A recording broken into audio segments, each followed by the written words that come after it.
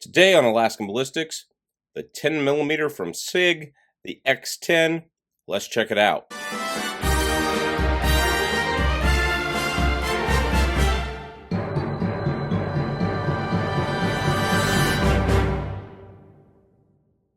Welcome back to Alaskan Ballistics. My name is Chuck. I hope you're doing well. Thank you for stopping by. Don't forget to visit our MeWe, Instagram, and Arms Directory pages for all the updates that you can have here on our channel. Today we are shooting the Sig X10. You can see right here is their X series, so it has their X series trigger, optic cut, night sights, and it's basically a P320 upgraded and, in 10mm, a little bit larger frame width-wise, as it should be. The gun is clear. So, nice trigger pull. Very light.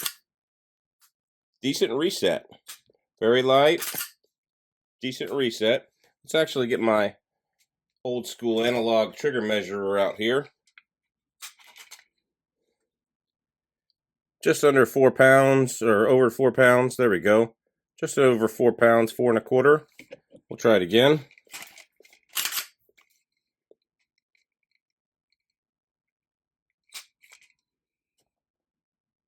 Pretty consistent right there. Just under 4 1/2. Not bad. It's a really nice trigger pull. The reset seems decent, although when you're shooting fast, sometimes it fails to reset. I noticed it a couple of times. It's probably a training issue with me to let my finger forward far enough, but it kind of got stuck in there, and then I had to let it forward and pull the trigger again. So that happened to me. Makes it maybe not the best 10mm for bear defense for me, but it happened several times when Chuke and I were filming the slow-mo. That seemed to happen a few times, and then we tried to do it again after that on regular camera to see if we could get it to do it again. And, it did it again once instead of 3 times during the slow-mo. That is something I would not like. I feel like if I bought this for bear protection, I'd have to put a different trigger in it almost immediately. Another thing I didn't like when shooting is I have this grip right here. And oftentimes, I should have put it on top, but oftentimes with the recoil, I didn't notice I was lifting this up, and the frame, while shooting, would stop locked open with a live round right there on top of the magazine. So that happened a few times, and that required me to modify my grip and put my thumb over here, and then it didn't happen, but I had to be real conscious of that. I don't like guns where I have to change my normal grip, personally. So I would need these extended slide locks to be used as a slide release. I would need them taken back down to a normal slide lock, be used kind of as a slide stop and not a slide release. So that's what I would need for this gun. With that being said, this gun's very accurate. I shoot it as well as I do my G40. First time shooting it today. So I'm very impressed with the accuracy of it. So let's go do some shooting footage.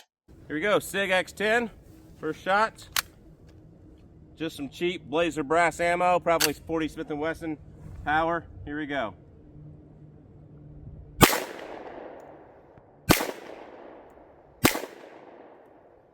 All right, so what's happening is my thumb is hitting the slide release. It's locking it open. That's what's happening. It happened earlier on another video. So you gotta be conscious of that.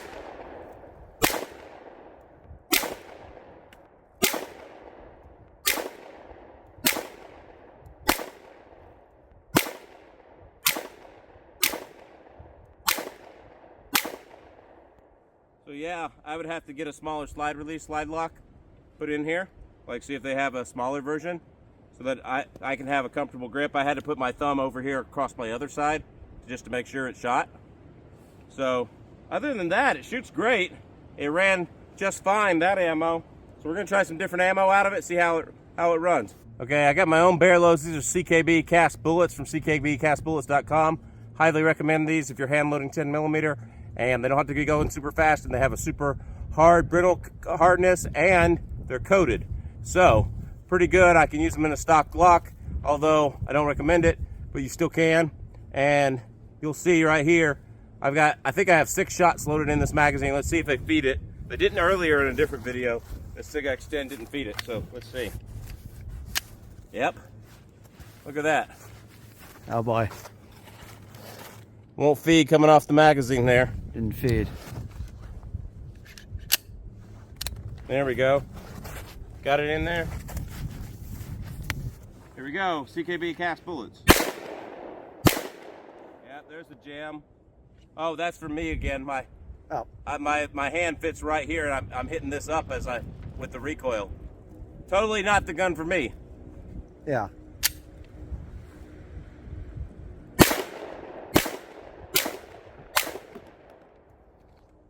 Hey, so it fed him. When I did my part, it was doing the feeding. It just wouldn't feed the first round in there. So, could be something about the polish, the chamber sport, the fact that it's really dirty. Chuke. Every time. Yeah, could be all that. Now I've got Underwood 200 grain hard cast, also coated hard cast. This is commercially available, not a hand load. And then I have Fort Scott 2E underneath it, bullet upon impact, 120 grain. Let's see how it does. Well, it fed the Underwood pretty well.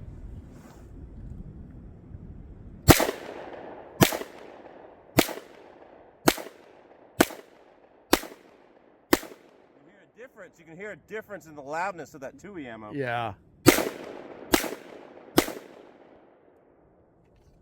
There we go. So it feeds pretty good. I was very conscious not to hit the slide lock that time. Man, you're way more accurate with it than I was too. You were hitting dead center. Yeah, that's called learning how to shoot, Chuke. I guess. All right, I've got Underwood 155 grain. Jacketed hollow points. These are XTPs. They don't say XTP on the box, but that's what these are. And we're gonna shoot them through the Sig P10. I got seven of them left in the box, so we'll see how they shoot, how they feed and function. This is a full powered 155 grain light load.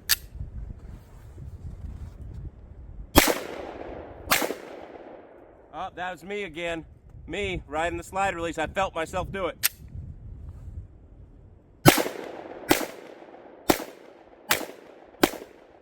I consciously don't do that, you know, then I'm all right. So, still accurate. It just went through all the same holes as the other ones. Yeah. So, yeah, I'm liking that so far. So we were just firing this fast for the slow motion footage, and the trigger failed to reset on me a couple times. It felt weird, and so it just felt weird. Could have been user error. So I'm going to try to do it again, not slow motion on the camera this time, see what we got. Okay, fed good. Get my grip correct. Yeah, right there at the end, something stopped me. Like I couldn't do it. So that was weird. It just felt weird. I can't explain it. Just like all of a sudden the gun's running, and then something makes me not want to pull the trigger. Or it's like halfway out. I can't really explain it. Maybe some of those good tactical guys in the comment section could tell me what I'm doing wrong. But yeah, it was better than the slow motion shot. I did it 3 or 4 times during that.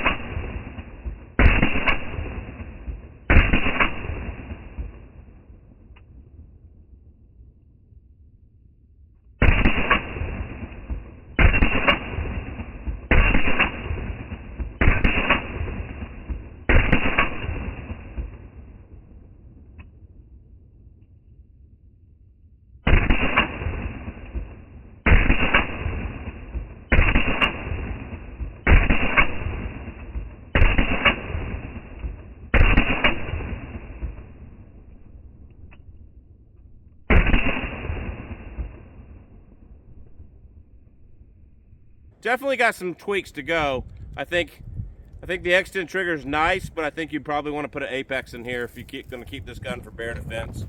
And then you probably want to, you know, polish that barrel feed ramp a little bit for the hard cast rounds. So that would be my recommendation with this gun. And then I personally would need a little bit less sticking out of a slide stop here. So that's kind of my opinion on the gun.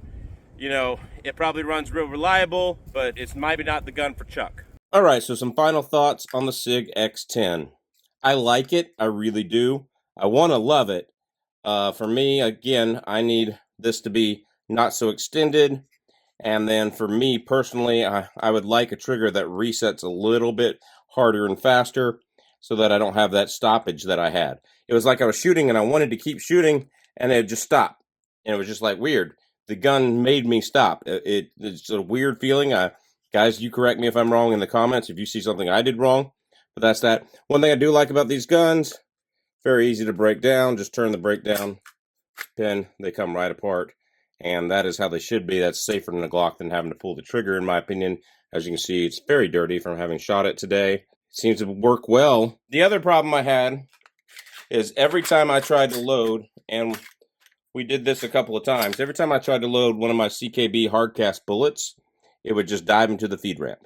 Once I got it loaded in there, they fed just fine. But they would just dive into the feed ramp right there. They just stop on the feed ramp like that.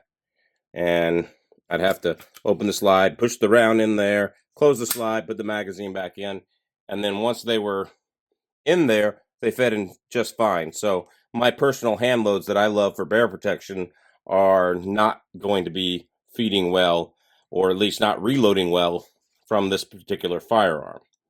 So I tried it with 2 or 3 different ones. It stuck every time on the first one with that ammunition that I loaded. Runs fine in my Glocks. Ran fine in a couple of other guns of Chukes that we ran it in. So I don't know why it didn't run in this one. Did everything right to the specs of the book for that CKB hardcast load. So guys, you tell me what you think. This is one of my favorite pistols that I've shot so far that isn't a Glock. It is not the pistol for me for bear protection. Would I own one?